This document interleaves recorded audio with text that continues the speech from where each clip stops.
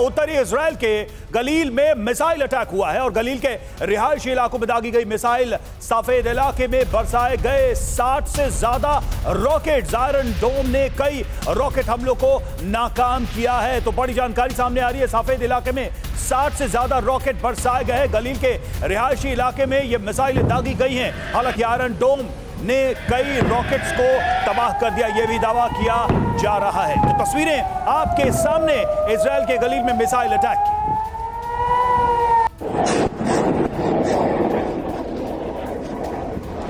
और देखिए इस वक्त एक और बड़ी खबर आ रही है, साफेद के कई इलाकों में भीषण आग देखी जा रही है। हिजबुल्लाह के मिसाइल हमलों से आग लग गई है। साफेद के कई इलाकों में आग की लपटों से घिर गया है इजरायली बेस।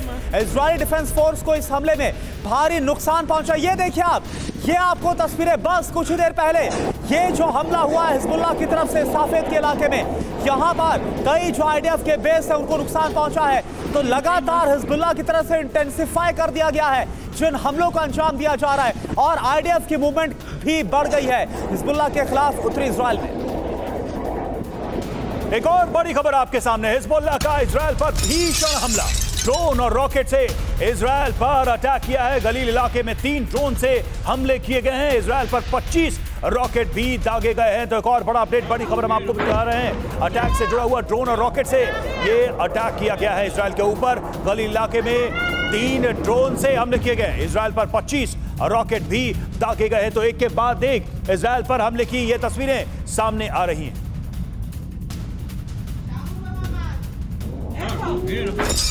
और देखिए इस वक्त एक और बड़ी खबर आ रही है, इजराइल के खिलाफ ईरान की बड़ी तैयारी। प्रॉक्सी को लेबनान के पक्ष में उतारने का ऐलान कर दिया गया है। इराक रेजिस्टेंस, हूती, हिजबुल्लाह की जंगी तैयारी इजराइल के खिलाफ। सभी प्रॉक्सी ग्रुप्स को ईरान से समर्थन मिल रहा है, ईरान से लगातार मदद मिल रही है और ईरान अपना बदला इसके जरिए लेना चाहता है। जो कुछ इस वक्त लेबनान और इजराइल के बीच में हो रहा है, तो इजराइल के खिलाफ ईरान ने बड़ी तैयारी कर दी है। जो प्रॉक्सी ग्रुप है, चाहे वो रेजिस्टेंस ग्रुप हो, इराक रेजिस्टेंस या फिर हिजबुल्लाह या फिर हूती, इन सब का इस्तेमाल किया जाएगा इजराइल के खिलाफ।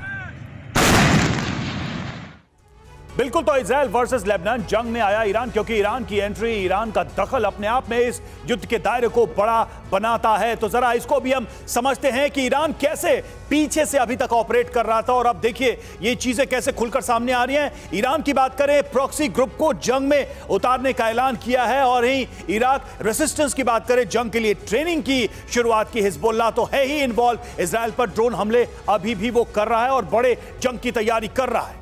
और इसके अलावा हूती ग्रुप की बात की जाए, समंदर में इजरायली जहाज पर लगातार हमलों का अंजाम दिया गया। कई मर्चेंट शिप्स को निशाने पर लिया गया। सीरिया की बात करें, अमेरिकी ड्रोन पर हमले से लेबनान का जो समर्थन है वो साफ तौर पर नजर आता है। सीरिया का यही वजह है कि हम जो धर्म युद्ध है वो बतला रहे हैं। बिल्कुल, तो ये सारी चीजें त्रिपाठी सर, एक बहुत यहां पर मौलिक प्रश्न ये उठता है कि ये जो वॉर है जिसको हम मतलब सालों से हम समझते हैं कि ये एक war due to cultural differences या कल्चरल कॉन्फ्लिक्ट है, क्या आप इसको सिर्फ यहीं तक लिमिट रखते हैं या फिर अब इसके अर्थ बदल गए हैं? जिस धर्म युद्ध की हम बात कर रहे हैं उसके कोर में क्या यही है या फिर ये मायने कुछ और है? क्योंकि लेबनान वो देश है जिसका डेमोग्राफी पूरी तरह से चेंज हुआ, उसका कैरेक्टर चेंज हुआ और अब वो इजराइल के सामने जंग के लिए खड़ा है। रवि देखिए, थोड़ा पीछे अगर जाइए तो हिजबुल्लाह बना ही था, जो अभी दीपक वोरा जी ने बताया कि ये हिजबुल्लाह बेसिकली पैलेस्टीनियंस का ही है, वही हैं इसके मैक्सिमम मेंबर्स। लेकिन एक चीज़ और बता दूं, आखिरी जो लड़ाई हुई थी इजराइल और उनके बीच में 2006 में, जो 32 दिन की लड़ाई हुई थी, उसमें बहुत ज़्यादा नुकसान इजराइल ने किया था इनका। 40,000 से ज़्यादा लोग मारे गए थे और तबाही बहुत हुई थी। लेकिन आज का जो हिजबुल्लाह है, ये भी मैं बता दूं, दुनिया का सबसे शक्तिशाली मिलिटेंट ग्रुप है। इसके 1 लाख की तकरीबन आर्मी है इनकी ब्रिगेड्स, इनकी रडवान बटालियन एक बहुत शक्तिशाली बटालियन है। इनके पास मिसाइल्स हैं, रॉकेट्स हैं जो रूस और ईरान से लिए हुए हैं। लेकिन इनके साथ इजराइल भी काफ़ी आगे बढ़ चुका है। अभी जो है इजराइल आउटस्ट्रेच हो रखा है, पूरा जो है राफा तक पहुंच गया है। ये मौका देखा है हिजबुल्लाह ने यह भी देखा है कि अमेरिका इजराइल के इस एक्शन से नाराज़ है। वो जो है इनका साथ नहीं देना चाहता कि राफा में जो है कार्रवाई कर रहे हैं।